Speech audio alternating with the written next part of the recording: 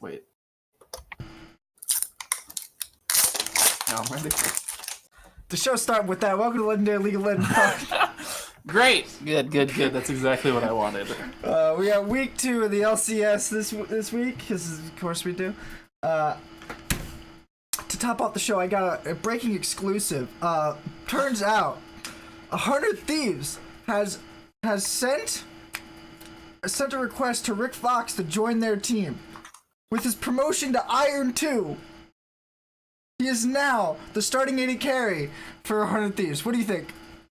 I think that that's literally impossible. I think you can't be in the league with below Diamond something. I know that to be the case. It was Diamond 3, yes. Diamond 3. I'm pretty confident you're breaking your own rule that we're not going to talk about. It was too good a joke.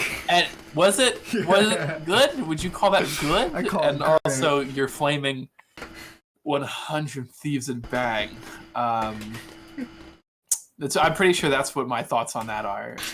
Correct me if I'm wrong on any of it, but I just think he'd be a great improvement to this team. Not gonna lie. You're such an asshole. Alright. No, it's not all right. None of what you just did was all right. What are you talking about? Talking about Rick Fox and his promotion to Iron 2.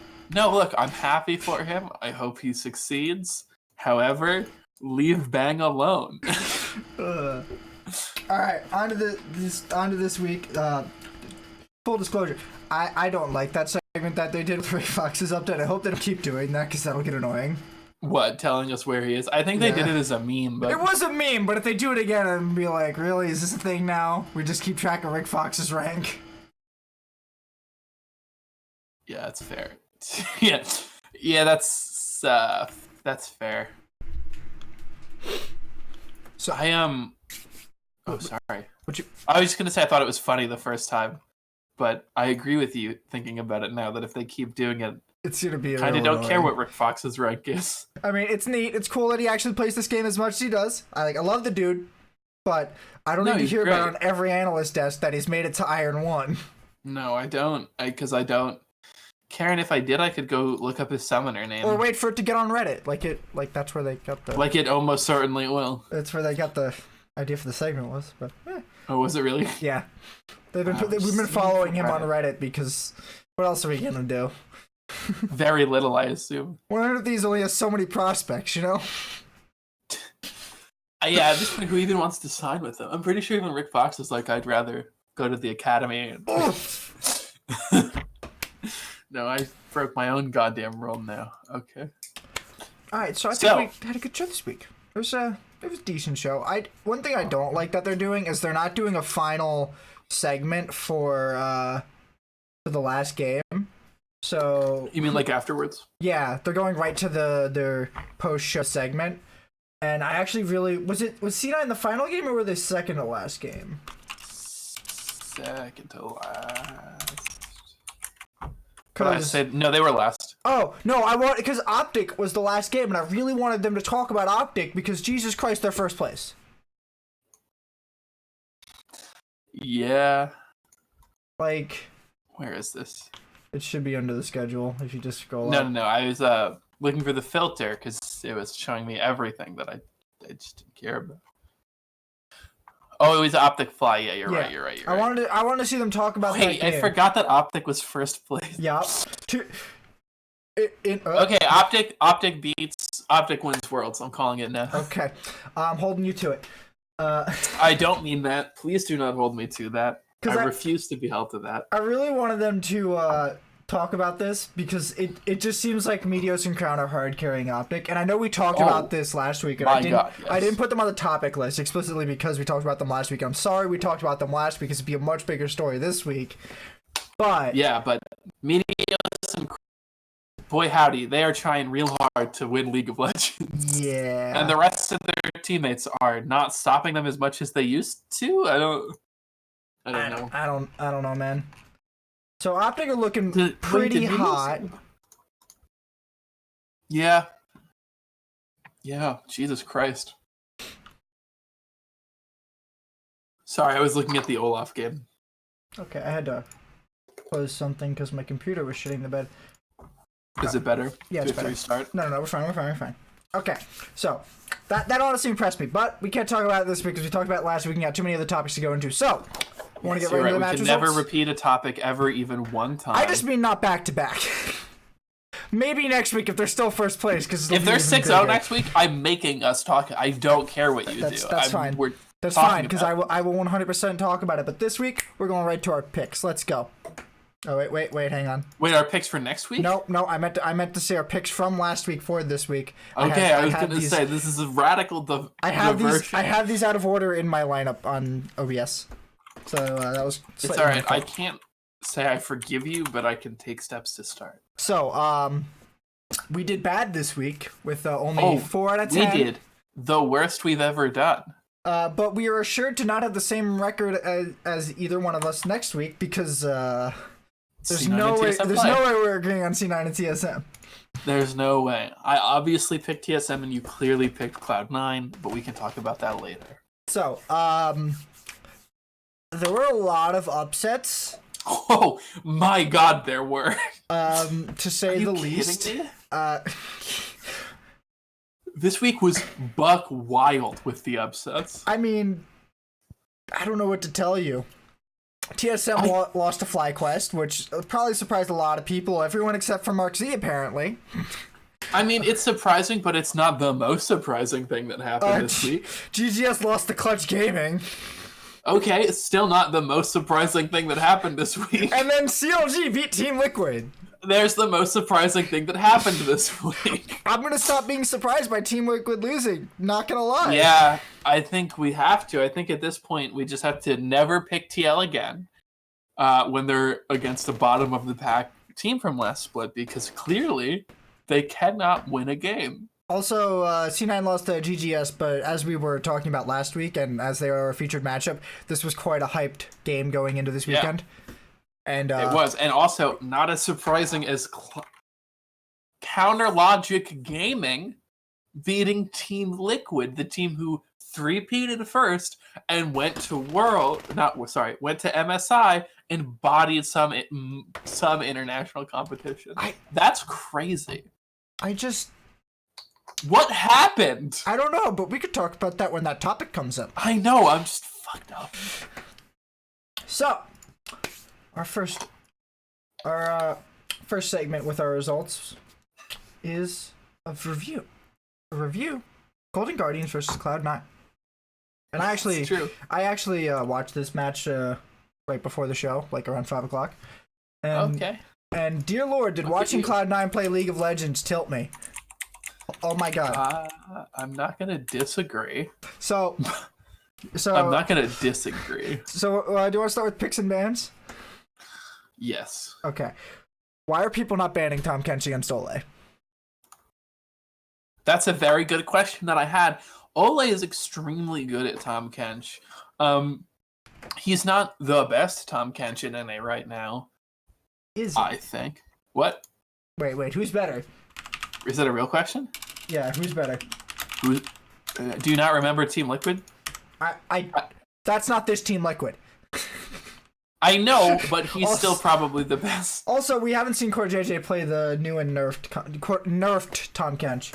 That's fair, but I still assume that he's insane. Okay, anyway, people should be banning TK into Ole. Okay, let's look. I've got the pick bans open. What else was surprising me? I, going in, was a little bit confused by the comp from Cloud9. Rakan was not banned or picked. And they flexed Lux down to support. Yeah, that's surprising to me, and I kind of dislike it. I mean, Zazel's got a nice Lux. There were a few good ultimates. He picked a Guardian. Cool. But I don't know, like, this comp just seems like it wants to do a few different things. I guess it's a team fight comp. But it's a really bad team fight comp when you don't have Rakan. Oh, listen, I know. Especially into a team fight comp that's very good with a Nivea, Varus, and Kennen ultimates for like an insane amount of crowd control. Tom Kench for safety. No, that's what I mean, right? Like I agree. Like it's crazy. And then so like what do you have, right? Like you have a Nico, fucking cool. Those can be good. Rek'Sai, never a bad pick. I don't dislike it. Azir, all right, we're getting weird with it. Xayah, great. Lux, why? Just put Lux. Is Lux that bad into Anivia? It's not just like pick Rakan. It's not like It'll be a running... wave clear matchup. It'll be a wave clear matchup, man, and it won't matter because you'll have fucking Rakan. You'll have the best bot lane in the game. If you were running Zoe mid here, I think this pick comp works out a lot better. Because I agree, and you also should take Rakan. But like, why are you flexing Lux when Lux is going to do the same job as Azir's doing against Anivia, which is farming, and then have you're more leaving range Rakan, and you don't take Rakan on the table, throwing away one of the best bot lanes in the game right now. Because this one of the best bot lanes. Why are people so focused on Azir? Like, everyone's picking Azir, and I don't get it. He's not that strong. What's his win rate right now? Oh, 33% win rate in 6 picks globally. Oh, I'm sorry. That's in LCS Summer. That's not globally. Here, look, I get being afraid of Frog and Zenithia, right? Like, I get seeing the Frog and Zenithia. Well, here's what I'm saying. If Niski's like, I am not as comfortable on Lux as I am on Azir. First of all, I have a couple questions. How you are this good at League of Legends? Yeah, first of all, I have a couple questions. But second of all, if it's just like a practice thing, like you've screamed more on Azir lately, and you've screamed less on Lux, so you're more comfortable in the sort of macro sense on Azir, I kind of get it. But then, like, just why are you not picking Rakan here? Lux is, I feel like I'm not a mid laner, but Lux seems fine into Anivia. It seems like you just both wave clear back and forth. I don't get it. Like you said, I don't get it. I think, and then Lux mid, like, I think they do have a better comp. They have a much stronger initiation. They have one of the best initiators in the game into one of the other best initiators in the game, in Kennen.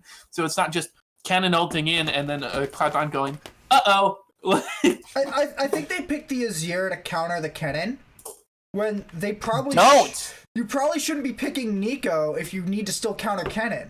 Yeah. I don't like this Nico pick either. Nico feels like a really weak pick. It seems like C9 just chucked this game away and got rid of all of their power in Champ Select. And I don't get it. Did you go AP? At least he went AP Nico. If they went AD Nico, they were screwed and they have 0 options to do anything. No, I agree. That's why I was saying it's good. So yeah. Now I want to get right into the actual game of this because but you know what's buck wild? What? Is Cloud9 could have picked Kennen if they wanted an AP top. Because they picked Nico, their first 3 picks were Nico, Xayah, Lux. And the first 3 picks of GGS were Olaf, Varus, Kench. Oh, they picked Kennen in the second bracket? Or the second picks?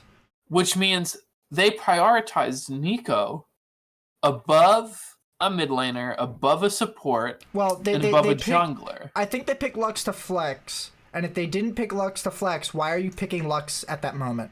I'm not talking about Lux. No. But you said they didn't pick a mid laner. Yeah, well, they ended up not picking a mid laner, but they picked Lux to flex, fair enough. But still, so first pick is Olaf, second pick is Nico, then Xayah, then Varus, then Kench, then Lux. Fine. But I just don't get it, right? Like, Kennen's on the table, and if you know you're drafting a teamfight comp, or you want to be drafting a teamfight comp, which it looks like they want to be doing, why are we leaving Kennen on the table? Why are we not banning Kennen? Why are we doing any of these things? It just doesn't make sense to me. That's my last thing to say about the pick.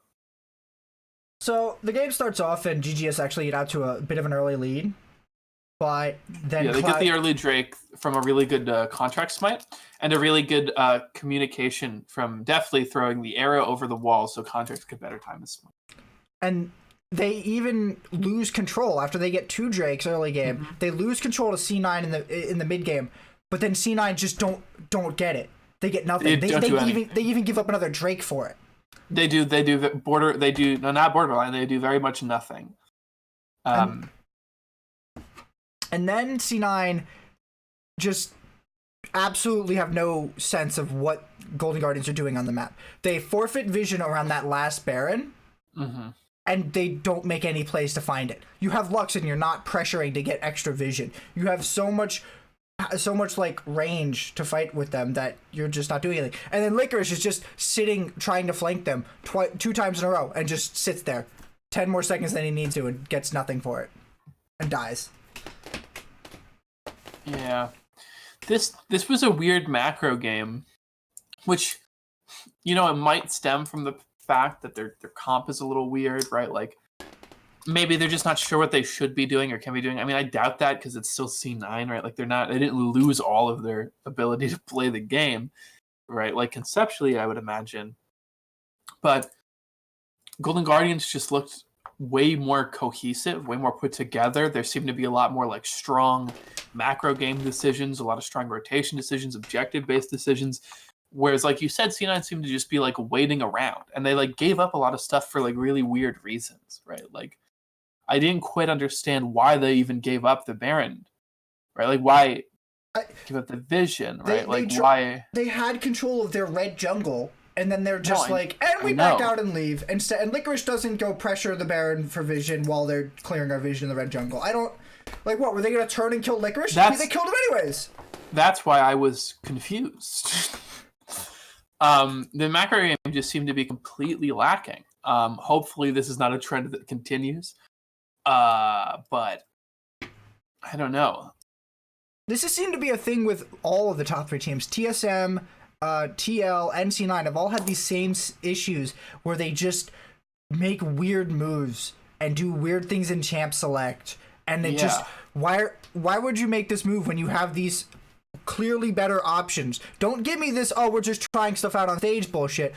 I don't care. Stop trying things out on stage if it's gonna turn out like this every time. And also, like, you can just kind of look at this comp and tell that it sucks. like why? You know, like. If you have Xayah and you don't take Rakan and Rakan was left on the table, I can't help you. I agree. I don't know why you're prioritizing Nico so heavily either. Unless Braum is that strong that they're going to pick him and he counters the hell out of Xayah, and you have Xayah and you need to pick Braum, otherwise you're screwed. Yeah, but that's not the world we live in. It's not the world we live in right now.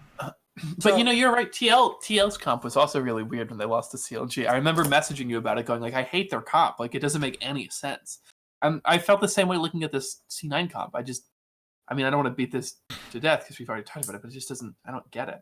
And I agree. Like, you probably shouldn't be trying things on stage. Like, yes, it's early, but like, why? Like, why did this need to be tried? Like, what about this comp? You know? Also, I didn't notice Rek'Sai took Halo Blades in that Conqueror. That's probably fine. No, it's probably fine. I just didn't notice. I was too busy looking at the Guardian Lux. So, I don't know how you help C9 besides improving that champ select a lot. Like, if they just be like, yeah, we screwed up that champ select, we'll probably not make that same mistake twice, then I think it's probably an easy fix. But they also were really inactive with control going into the mid game. And that's not a champ select issue. Related, though. They still had control, though, and it's not like Nico has zero pressure on a lane. You can pressure with Nico, and you can make some macro movements with it. But they gave up a dragon for nothing. They got nothing for that Drake. They got nothing for the second Baron either. I don't know. I mean, they lost that Nexus for that. Yeah, I know. That's what they gave up. But they did seem inactive. But my hope is just that the inactivity is just like a sort of discomfort with the picks or comp kind of deal. Yeah, a lack of like. They had so few options with their champions that they just couldn't. Yeah, that hopefully it's just like that and not like a larger issue. I think Licorice needs to go for Chad plays. What? Licorice needs to go for the Chad plays. He needed to go in on that Baron and ult on them while they were taking Baron. He did, but late. Yeah, that's the thing. You gotta do it on time. They didn't have vision. They have Lux. Who also ulted, but late because they didn't have vision. So what was your point before we try to move on? What was my point? Yeah, you were saying something. Just that... Oh, I don't remember. But I was probably something just like... I think that the inactivity is probably related to the poor draft. And if they just focus on drafting like actually like workable team comps, then they'll probably be fine.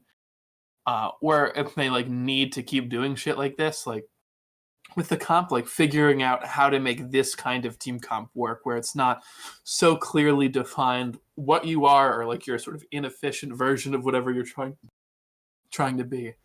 I don't know. I guess not getting inactive, but yeah, that's it. Just why, I guess. Okay. So to the 5OP, we're going to talk now, I think, right, Anthony, about the 5 champions who've been consistently or 100% pick bans. Yep. All right, so there have been 5 champions in the LCS who have a 100% pick ban. They've been present in all 20 games. They are Yuumi, Ryze, Sylas, Aatrox, and Aurelia, all with very different win rates. Yes.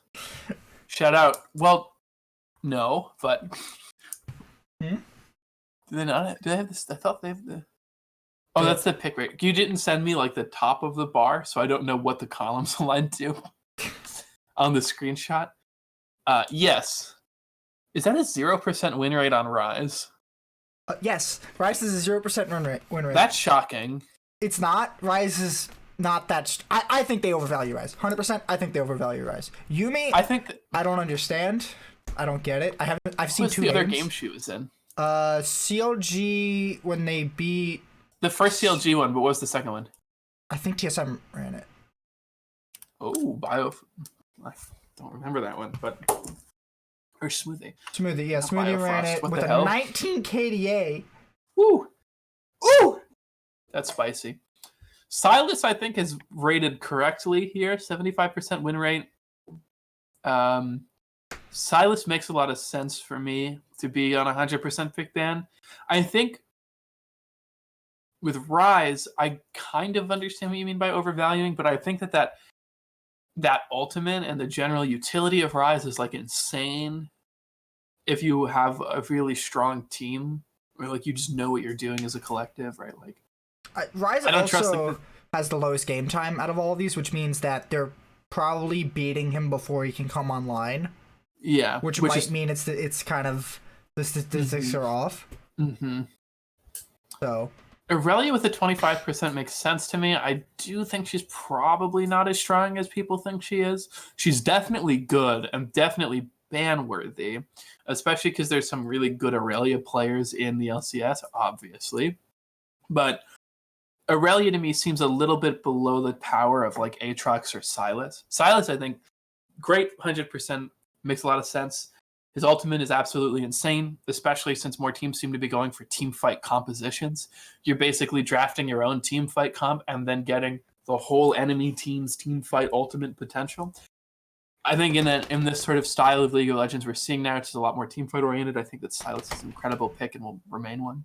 Mm-hmm. Yuumi, I don't know if she's great or she's just banned a lot because people don't know how to play around her. I think in the hands of a capable support, like the LCS supports, she's basically never gonna die. Like, I would be like, how do you kill an LCS Yuumi? How many deaths does she have total? Is it gonna tell me? Biofrost didn't die on her, so any death is just from Smoothie if he died on her at all. Well, she has a 28 KDA. So no. So I'm gonna go with probably 0 deaths. 1 death from Smoothie. 1. Yeah, and so like 18 assists. I feel like Jesus Christ. I feel like the most Yuumi deaths I see in my life with other bad players is the person Yuumi is on overextends and is out of position, and then once they die, Yuumi does not have anywhere to go. You see, I make it my mission to hunt down that little bastard cat and kill it. I know you do, but you're different. You're a vindictive sod, and that's your own baggage. But Yuumi, I feel like, is bad with bad players because they overextend, they get caught out, she has nowhere to jump. Your average LCS AD carry is not going to be overextending like an idiot, right? Your average LCS AD carry, your average LCS player is going to have an incredible grasp of positioning, which will allow Yuumi to be insanely good and almost unkillable, because she is likely going to be in a position where she will have at least 2 other allies to jump to, assuming there wasn't like a fucking 3-man triple kill or some bullshit, right? And it just seems like with that high-level positioning, she's busted, right? Because you just get infinite poke and like a 45-second AoE root. That's sad. A lot of the ults I've been seeing out of Yuumi haven't been amazing. I saw a couple of good ones, but half the time they'll fire it in one direction where somebody is, and then the fight moves in an entirely different direction, and it's just useless. I get that, but to me it seems like a Nami wave, right? Like the way an average player uses Nami wave is really different than the way the average LCS player does. You can use a Nami wave to force the enemy team into a different fighting position, and then or force them out of certain routes. And even if the Nami wave hits 0 people, you've affected where the enemy team is and is not allowed to move, which is a huge advantage. And the Yuumi ult can be used the same way. If you're like, I do not want them walking through that brush, Yuumi ult that brush. They cannot walk in there without getting AoE CC'd. They have to go the other way, probably the way you want them to go. So I think that like hit rate for that to me is not as important as much as like zoning potential. But again, I haven't been paying too close attention to how they're used. Maybe there's also only 2 games to watch on Yuumi. Yeah, exactly. And then maybe one of them was against 100 Thieves, right? Like, does that even count? Yeah. CLG beat 100 Thieves. Yeah. So now Aatrox, I'm pretty damn sure Aatrox is busted, having played him quite a bit recently myself. Oh, he is. But at the same time, I want to see more of Aatrox. Aatrox is so much fun to watch. He only has 3 games, and he's lost one of them. But he's just so much fun to watch. And if you combo him with Yuumi, all the better. Especially on this patch before they remove that healing bonus. That'll be so broken. But oh dear lord, help the team that leaves up Aatrox and Yuumi. Because, That combo is insane. Oh, it's real good. It's real good. Just chase right at him. Just keep queuing. Never stop. But Aatrox, I think he's got the middling KDA over here. So I like Aatrox can be outplayed from my position. I think he's really strong and probably broken, but I can outplay Aatrox on most of my champion pool. I just feel like people are really afraid to pick bruisers like Kled, Renekton, and I don't know, I guess Aurelia into him. But Aurelia's a heavy skill matchup, and she's not as good as the other 2. But Riven to be insane. Yeah, you can pick Riven into him and outskill him. But I think Poppy being on the table should really be bringing Aatrox down, because nobody's banning Poppy, and the only one who's playing Poppy is Dokla, because I think that's the only champion Dokla knows how to play. I mean, Licorice has historically had a pretty good Poppy. And so is Hanser. Yeah. But Dokla's the only one playing her right now. I would imagine that any LCS top can play Poppy at least all right. Please tell me you can play Poppy all right, because she's not that hard. No, she's really not. She's not that hard, especially for LCS players. I mean, yeah, LCS players are just on another, So, Rise has changes coming. I don't know if Silas has changes coming. Do we know what they are yet? They've been playing around with a lot of them. They're moving his shield. They moved his shield over to his root. What's it on now? Is E? It's his passive. It's passive. So I haven't played Ryzen since season 3. I've been playing him with you for like a month, man. No, but I don't know what his abilities are because I haven't been. Well, I mean, I know what his QWER do, but I haven't like played him since like season 3. They're making it so his E will always bounce. They're removing the overpower detonate, and they're making it so that his overpower detonate is now a scaling damage with his mana and his Q level. I don't remember exactly, but they're shifting around a lot of his power to be on different abilities, and they're changing his ult to be a constant range, and then the upgrades are lowering its cooldown. Is this like in the service of trying to make Rise both viable for pros and playable by the average person? I guess I've seen them talk about that a lot, or in a few videos or like interviews I saw, especially around the time of the old Rise rework, where they were like, yeah, we want a champion that like your average player can actually play, because most people can't play Rise. Well, the problem is his ult is so game changing, and even in our 5-mans, it's hard for me to pull off those game changing ultimates. No, I know, because we're not LCS players with. It's not even just that; it's that the opportunities don't arise a lot, and you have to because the games are completely different in solo queue. Even in a 5-man solo queue, the games are completely different. I just want Clash back so I can start pulling off some real moves. Hold on. Are you actually looking up the changes? Because it's a change to every single No, ability. I'm looking up Ryze's win rate. In LCS? No. Overall? Solo queue. Oh, it's probably something like 44. 44%. Yeah. 44.63%. My win rate's much better than that.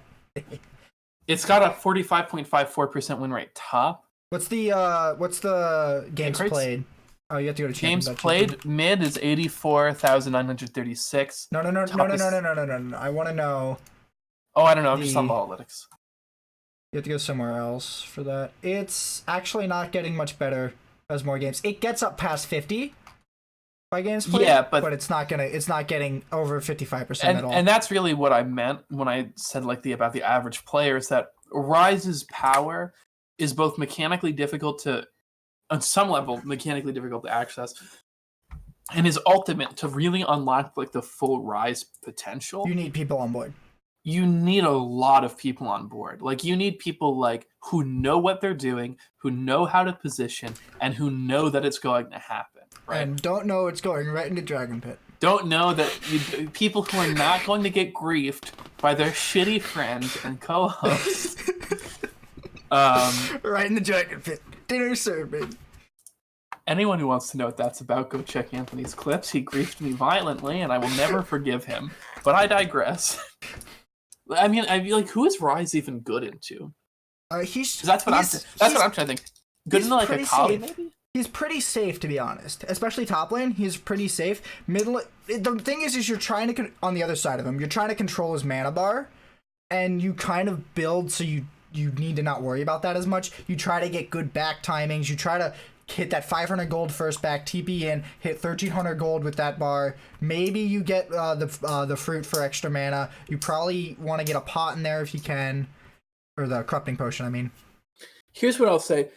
There are only 4 champions in League of Legends that are on this bar that rises above a 50% or above win rate against in solo queue, which is Akali, which is the highest, second highest LeBlanc, Galio, and Kalista.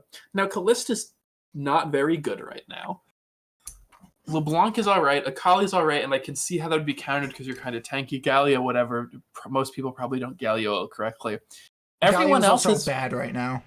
Yeah, only good in LCS because people know what they're doing. No, he's still bad in LCS too. They nerfed his tankiness. That's true.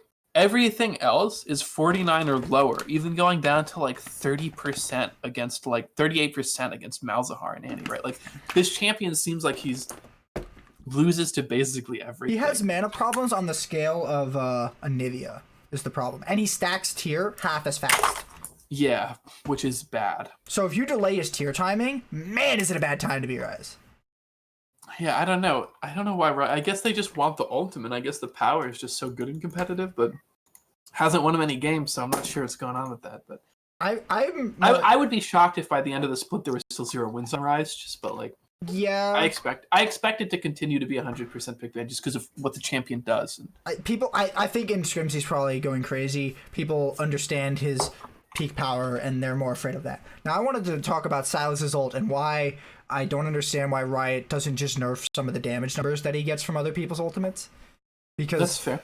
Go for it. Because if he's ahead and he steals someone else's ultimate, he's not only has a level lead, so he might have a higher leveled version of the ultimate. He definitely has a gold lead, and now he has more damage on the ultimate, and he just has a better ultimate than you. It's like AD Nico top when against the Sylas. Why is he getting so many stats for that? Just because Nico's going AD instead. I feel like he should be getting the same numbers that the other person's getting for the damage at least. I have heard you complain in the past about Sylas hitting 6 first and being able to access an ultimate that not even the original player can access. Mm-hmm. But I actually think that that's fine. It happens once, and if you're really behind, it's probably not the end of the world. The world's probably I think that the most likely, like, the person it's going to happen the most to is like your support, who's going to be like level 4 when Sylas is 6. But like, whatever, right? Like that, or in a trade in a lane. Yeah, and that'll only happen for maybe a minute at most. Like, something bad had to happen for that to happen for a minute. Yeah, But it just feels awful to have him steal an ultimate that I can't use, and he already has more damage on it anyways. So I feel like the amount of power and damage he gets from taking somebody's ability should probably be looked at as to the relationship to how much power that person has, because then you could have more options to proactively handle him. Because you could then blind pick Nico more often without having to ban Silas. Because if you really want to play AD Nico, Silas just now has one of the best teamfight ultimates in the game. And then he could just steal Cannon's ultimate too, and it's just... now I have 2 massive AoE damage ultimates. Does he only ever steal level 1 ultimate? Or does he steal their second? No, he steals whatever the level ultimate is he has. Wow, okay. Which, this is what I'm saying is, like, he can get ahead, steal your ultimate, and now he has your ultimate ahead. Yeah, that's pretty crazy. If he's ahead in levels, he's probably ahead in gold. So that's my problem with Silas, is that he's always ahead. Do you want to talk about Aurelia, or? I don't know much about Aurelia, and I think Aurelia's a fucking chump. I said that earlier. I think that she's like not as good as Aatrox. There's some really good Aurelia players in the LCS, but like I'm not sure that she's all that good right now, especially if you know how to play around her. I think they're trying to pick her with Sejuani, which is like their primary mission, just because the double ultimate is crazy powerful. I mean, it makes sense. Because you can land Aurelia stun, land the freeze Sejuani. from Sejuani, and then guarantee the ultimates from Sejuani, then guarantee the ult. It's so much follow-up power, but I feel that's most of it. But outside of that, it's mediocre. Her early laning sucks. Her late game's really good, but so is a lot of the other champions that have been getting picked. But... all right, what is our next topic? I have my topics list covered. Okay, Team Liquid. Take this off. Okay, what is wrong with Team Liquid? Matt? Yeah. What's wrong with Team Liquid? What? Who are these people, and why are they impersonating the #1 team in the LCS? That's mean. Is it? Yes. What's wrong with Team Liquid? Anthony, you take a crack at that, because I have to really go in the tank on this one. Because I have no idea. I have no idea. We brought this up before. The CLG one looked like a team comp issue. Yeah, we brought this up before, where TSM, Cloud9, and TL seem to all have a similar issue of either being overconfident with what they can play, or trying things out that they shouldn't be trying out, or being lazy about their play. Like, I don't know where this came from and why they think they can do this. But you can't just sort of sit idly by while the other team makes moves and not be pressing them. Because if you're not pressing them, you're waiting for the game to be over and you're just being 100 Thieves. That's what happened last split to 100 Thieves every game. You shouldn't be sitting idly by while the other team makes moves. You need to have a plan for yourself. And TL seem to go into a game with some idea for a plan. They get derailed and they can't find their way back into their plan. And I think TSM, where in their loss to TL, it seemed like their comp just fell apart early and they had no way back in. And in their second loss to FlyQuest, it seemed like, I forget exactly what happened that game, but I feel like it was, they just kind of dropped it. What's going on? Am I not going to my thing? They just kind of dropped like what they wanted to do. Yeah. They were running. Yeah, they ran Sona Taric and Rise and Pike top, and they don't know what they're doing there. Like, yeah, they kind of start with an idea, then they get Pike top countered by Riven, and they have no clue what to do after that. It's like that one pick just threw them right off their track, and they're like, well, we don't know how to play anymore because Pike can't get ahead and he's screwed.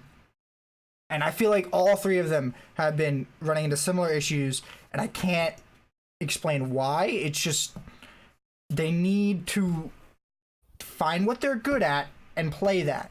Golden Guardians have figured this out. Optic have figured this out. You know what you're good at, you play to that, and you innovate on that. You don't innovate on standard from Korea. Stop doing that. But okay, so I'm looking at the TLCLG game. I mean, Jensen on Silas is something I expect Jensen to know how to play, and I think he does. Impact on Cannon is something I expect him to know how to play. Xsmithy used to have a great O-Lock. Double F Siver's one of the easiest champions in the game.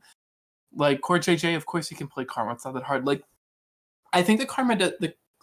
I don't even understand. Like, looking back at this looks like it meshes fine, right? Like, It's an okay comp. It doesn't look awful. it's a good team fight comp. What you do is you have Sivir ult in, you have Kennen ult in, and then you steal Sejuani ult, but you have to actually land it.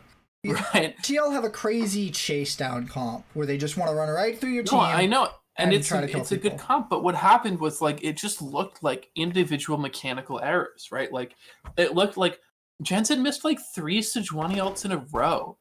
Just, like, completely whipped them. And if your goal is to catch someone, if your goal is to team fight, then you can't just be, like, eating into their team and whiffing a Sejar that you've taken, because you're just going to lose the fight. Right? So, like, this one looked to be a lot like... This game in particular didn't even seem like a bad draft, or like a draft I would... If I looked at this comp, I would just be like, yeah, TL could play this. It was... I don't even know what happened to their mechanics, though, or what happened to their decision-making. That seemed to be where this game faltered. Like, they let through Aatrox, but Aatrox wasn't really a deciding factor this game. Aatrox was 0-3-4 like, at the end of the game. 0-3-4. I mean, he had 325 farm, but, like... TL just seemed to have zero control on the map. They seemed to have zero inkling as to what their win condition was. Like, and every time they tried to fight, they whiffed ours. Like, they just hard missed. Like I think we were talking about this in messaging before, but TL seemed to have one way to play their comp, and that's running you. Whereas CLG have options. They can pick many different ways to play the game. They have a lot of zoning power with Victor and Lux, and Aatrox is another good punisher for if you try to get past their zoning. And then Sejuani's another massive tank that you can't get through with Kennen, Silas, and Sivir. They don't shred tanks. That's not happening. So yeah, they really don't. So it's hard for me to really... And, like, they didn't even itemize for it. Like, it's hard for me to say why TL lost when they give themselves so few options. If you give yourself one way to play League of Legends, and you can't even, like, convert on that, and you get hard countered by I don't know, I'll call this a zoning comp, even though I don't think that's even a thing. I guess it's like a zoning siege comp, if you want to call it that. This? No way. No. The CLG. CLGs, yeah. Yes. Like, it just looks like a good team fight comp, right? Like, you get this... And some great siege, and some really good flanks, and a little bit of pick. It looks a little scattered, but it looks like it does most things pretty well, right? Like, it looks like a really well-rounded comp. You got a good AP, mid-range AP control mage. You got a long-range AD carry, mid to low-range AD caster, Lux, Sejuani. That's a pretty decent team comp. It looks good. I mean, but I don't even think TL's is bad. Like I said, I think it's just execution errors. I mean, it's execution errors until it happens 3 more times, and then you're like. So far, it's only happened this one time. But they've lost to CLG and Echo Fox. Sure, they're contenders. I don't remember how they lost. I don't remember how they lost to Echo Fox though. But these are contenders for playoffs. But they beat TSM handily. And TSM don't look as bad as this. I'm not gonna lie. No, I know it's confusing. I can't. Maybe they're just not preparing enough for the lower rankings. Please stop making me use the meme logo in my thumbnails. Please, I don't like doing it. Yes, you do. Shut up. Yeah, you do, you fucking liar. Okay. Alright. Pro View Review. Where did I put my notes? So, do you think it's worth it? $15 for the VODs. You also got the MSI VODs. If you haven't bought it, you did get the VODs of MSI, at least some of them. And you get all the VODs of NALCS if you paid for it, and you get to use ProView Live. So what are your thoughts? If you paid $20, you also got the LEC. Yeah, and vice versa. And vice versa. And in euros. So I like it. I think it's a really good tool. I think there's a lot of potential. I had a talk with, or I say a talk. I had a few comment interactions with one of the managers of the project, I think, on Reddit. And sharing on VOD seems to be kind of broken, at least on my own account. Like, I can't do it with myself. Whereas on live, I can like share three different tabs, have 2 of them set for 4, 1 of them set for 1, and it works totally fine. Yeah, But I can't do that. How often are people going to be sharing with themselves, though? Hi. That's how I sync multiple views. That's how you would do that. I guess, but you could just have it all in the thing. Right, but I can only have 4, and I want to have 7. Okay. You fucking greedy little bitch. Who's the one player you're leaving out? I leave out the AD carries. So it would be. I mean, so would it be 7? I have the top laners.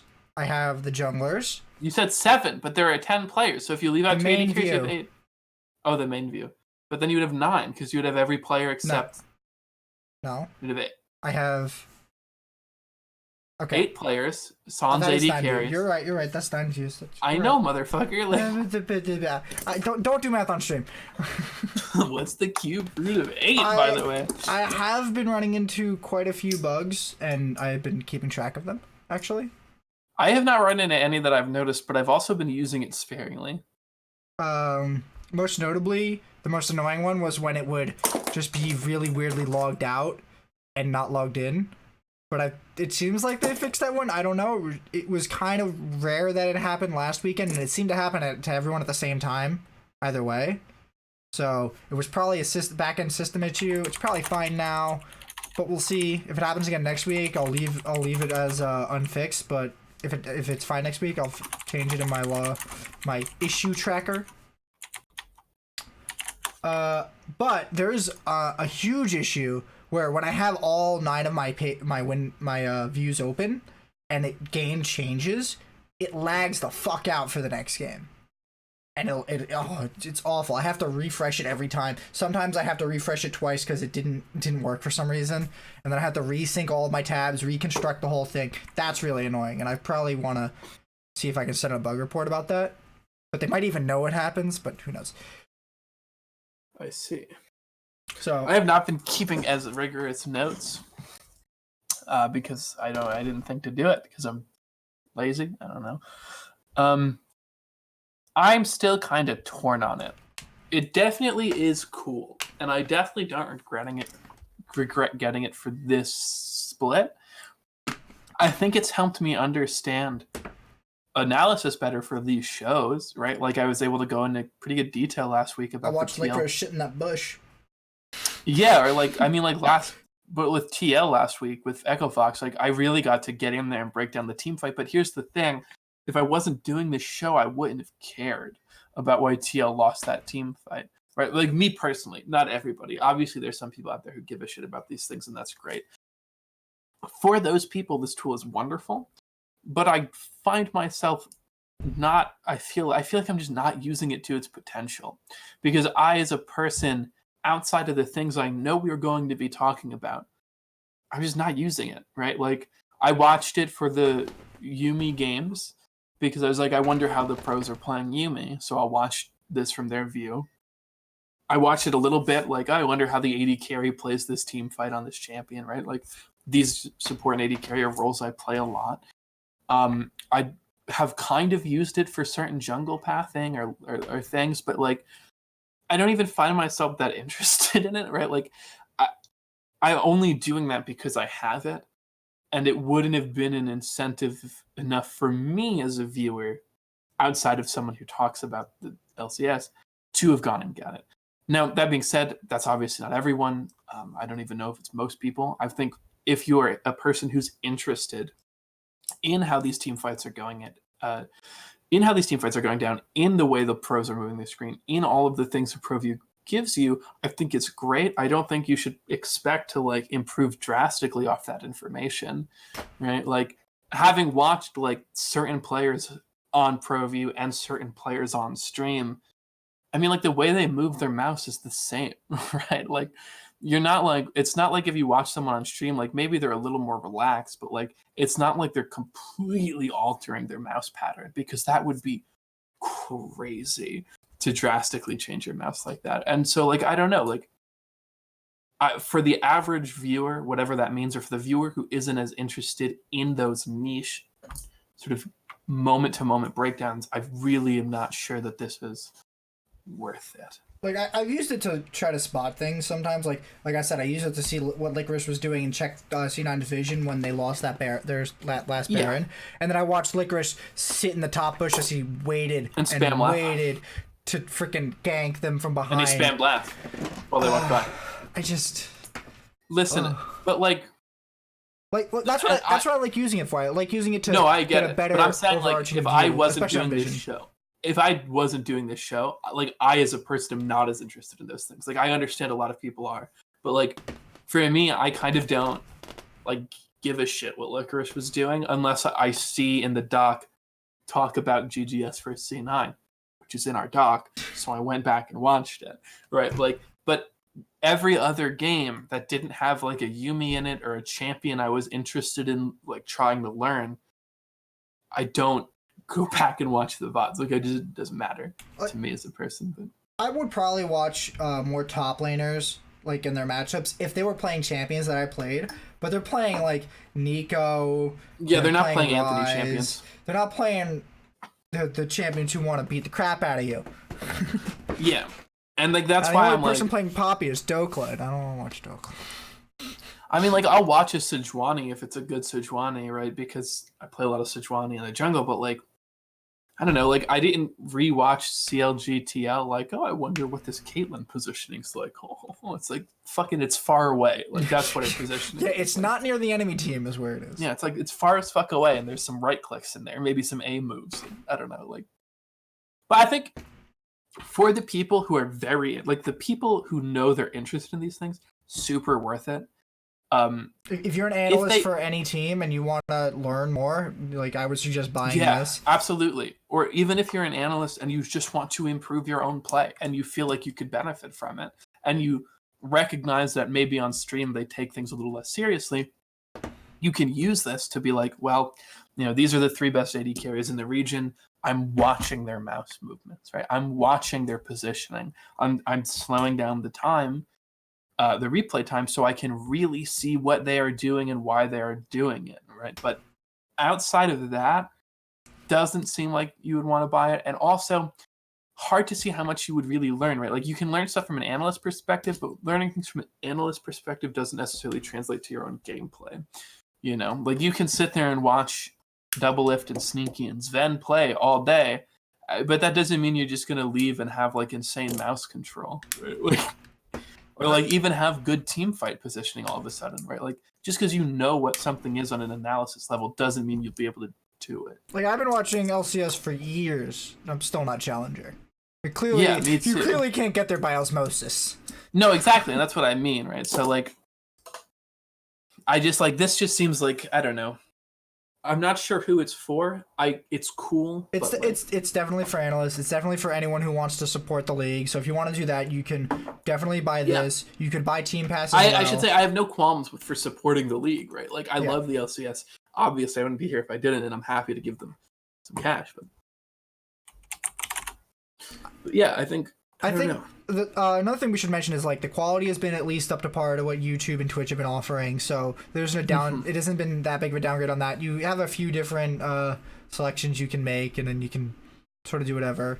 And it doesn't seem that taxing on bandwidth. I think it's probably only like 40 megabits for all 3 of my tabs open. Yeah. So it's not that bad if you have good internet. If you have bad internet, you're not. If you wanted a quality increase from the quality that the LCS already was at, that's not what this product is. This product gives you more views at the moment, and hopefully it'll have more features in future.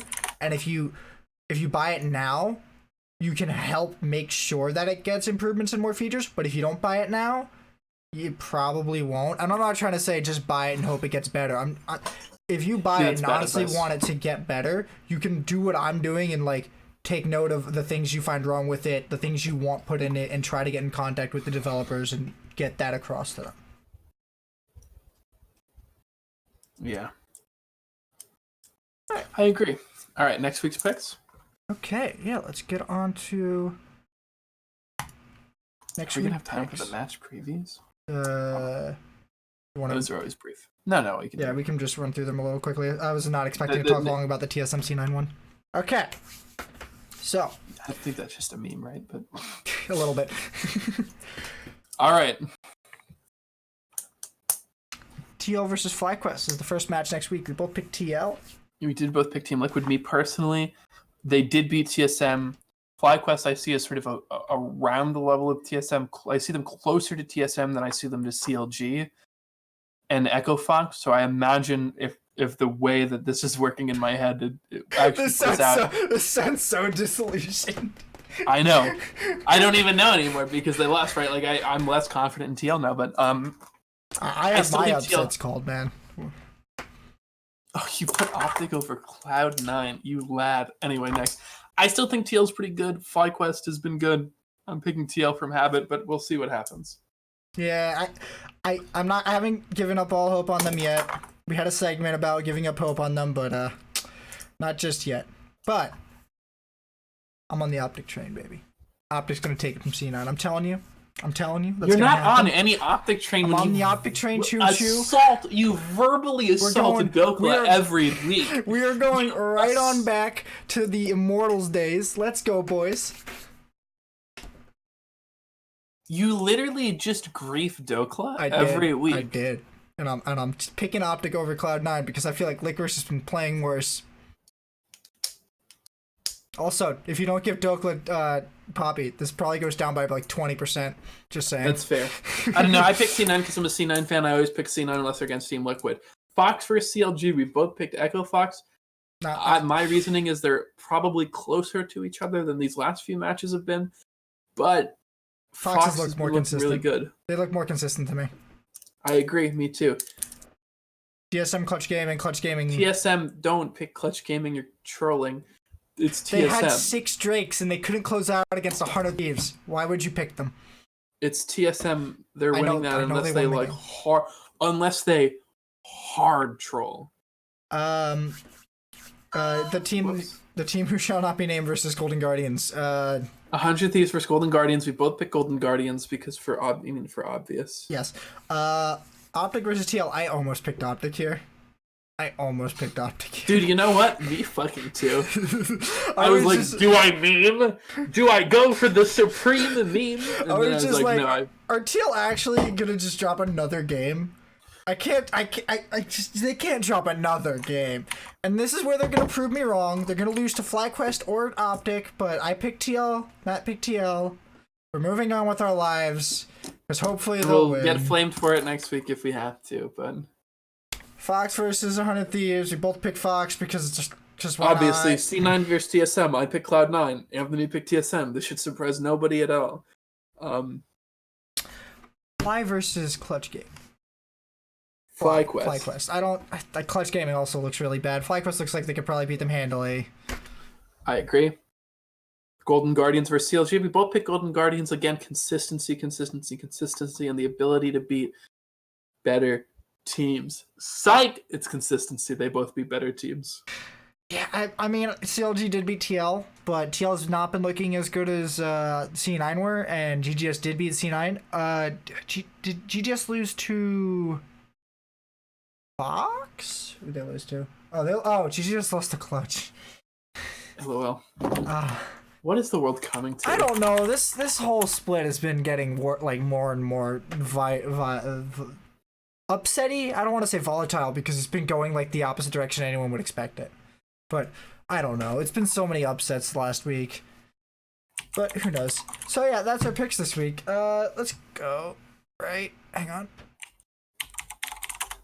Alright, let's go right into our preview of Team Liquid versus FlyQuest. I picked this match because it's both these teams are struggling, and I think they really need to pick up this win at the start of this next weekend. And I think if they can pick up this win, they're gonna have more momentum going to the second day, and they'll probably win that next match too, like most definitely. So, what's your take? All right, what do you think about these two teams? What do I think about FlyQuest and Team Liquid. Mm-hmm. I think that Team Liquid, when they look together, they look like they're on. They look like the Team Liquid I know and don't really love but tolerate. They look like they're able to close out games, get advantages, make smart macro game decisions. When they look off, they look really, really bad. I think for Team Liquid, it's all about figuring out what is the common denominator when we're off. How do we stop that? How do we maintain consistency? FlyQuest generally looks pretty solid. I have faith in all of those team members, those individual players. I don't think any of them are trash. And for FlyQuest against Team Liquid in particular, I think it's about getting rid of comfortable champions, getting rid of easily decidable team fight comps, right? Like comps that the comps TL wants, make sure they cannot get them in the exact way they want them. And then just drafting to your comfort, right? Draft to your comfort, even if the team comp's a little off, because when you're playing one of the best teams in the world, you really should just be like, here's what I'm comfortable on, and then here's how I'm gonna ride out on it, right? Like, let me see those consistent, good champions that I know they can play. Pick fucking Riven if you want to. I don't care. Just win somehow. For TL, I want them to play League of Legends like they were playing League of Legends against IG every game. I want you to play like you're drafting into IG every game. I want you to play full aggro. I want you to take it to them, and I want you to stop being so passive. That's what's been wrong with a lot of the top teams is they've been so passive. And if you need to break through being passive, and you'll probably find more success because the other teams are not used to being aggressed on like IG will aggress on them. So if you can match that aggression that IG used to put out, because now IG is the weak, you'll probably find more success. And for FlyQuest, like you were kind of saying, you need to start picking comfort. You need to pick what you think your players are good at and what you think will make your team a good team. Pick your game and play your style, and you will probably be able to have a better chance than if you were to try out something new. I don't know if you can really play Sona Tark. I don't think I've seen that from this team. But you gotta play to your strengths. That's what League of Legends is right now. You gotta play to your strengths. And right now, nobody really knows what FlyQuest strengths are except for them. So, also probably play around Wild Turtle. That's fair. Right. Wild Turtle's really good, or get Viper on a carry and see if he can go to work. But... yeah, Viper's been doing work on carries. Yeah. So, should we move on to TSM versus C9? Oh hell yeah. Okay. Meme. C9 versus TSM. Meme. I don't know how you can pick C9 over TSM here. Licorice has been looking so bad. Jensen has been looking so off. Sneaky's been doing nothing. And Svenskaren's just been looking like Brother Sven this whole time. I just have faith in C9, and I refuse to give you any kind of satisfaction because you haven't picked. I'm not going to be the first one to abandon the team in this stalemate, is really what it is. I have faith in their ability to win. What if they fall back to 10th place? I don't know, bench Sneaky again, dude. Fucking worked last time, but like, relax. So, look, I have faith in C9. Some of their games have looked disappointing. Some of them have looked pretty good. I think you just need to get back on back on track. Look like they did last season. If they can figure that out, then I think they'll be good. Obviously, I don't ever think TSM in its current incarnation is an easy or free matchup. Both wins against TSM last split were hard fought from both sides. I expect this to be an extremely exciting game to watch, unless one side just griefs. But that seems hopefully unlikely. Look. TSM's got Broken Blade. He's gonna wipe the floor at Licorice. It's just gonna happen. You're gonna have to accept it. Licorice has been playing like a Twizzler. You just flop him around all Look day. at what they've put him on. AP Nico with Glacial Augment. He's looked bad, man. And Svenskaren. Wait, are they playing him day 2 or day 1 or day 2? They're playing him day 2. He's got to play into Grig, man. Grig's been looking amazing. Oh, is that how they're doing it? Is it I don't know if it's consistent. That's how they've done it the last 2 weeks. But he's probably playing into Grig. And Grig has been looking solid. Grig has been looking real good, like a real rock for TSM right now. And I don't see Brothers Zen a part-time breaking that rock. But yeah. A part-time rock. Bjergsen always has Jensen's number. He's just kryptonite. Jensen's not on. Oh, wow. You're right. That's embarrassing, all right. considering we've done a whole split of this and an MSI show. They still get it wrong on LCS streams I still too. get it wrong. I'll think about Cloud9 and be like, damn, can't wait to see Jen. Nizzy's nowhere near as good as Jensen or Bjergsen were. That's all I'm saying about that. I plead the fifth. Smoothie left C9 to come here. He knows how Sneaky plays. He's in his head. He knows what's up. But then Sneaky knows how Smoothie plays. Maybe. But you know what? Smoothie's had a game on Yumi. Zazel has not. It's so fact, though. Okay. He's gonna win. I need this to end, so why don't you just take us on home? Because I cannot take any more of your bullshit right now. I'll see you on the Rift, I guess. I don't know. Let me get to the outro, goddamn it. Alright.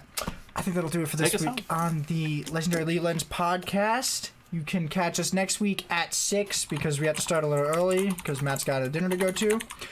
No. Yeah, I do. At 6 p.m. Eastern. Catch the VODs on my YouTube channel. Good day. Have a good one.